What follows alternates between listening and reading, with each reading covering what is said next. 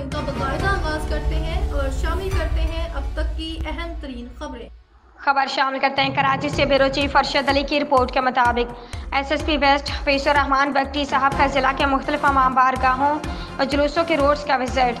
SSP west Hafizur Rahman Bakhti ने जिला waste के मुख्तलिफ इमाम बारगाहों का विजिट करके सिक्योरिटी इंतजाम का जायजा लिया।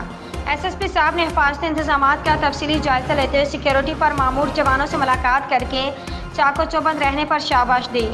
SSP साहब ने अमशब होने वाले जुलूस में 7 और 9 मुहर्रम अल हराम को होने वाले मातमी जुलूसों के रोड का मुकम्मल दौरा किया और सिक्योरिटी के मुतालिक इंचार्ज DIB वेस्ट से मुकम्मल तफसीली ब्रीफिंग ली।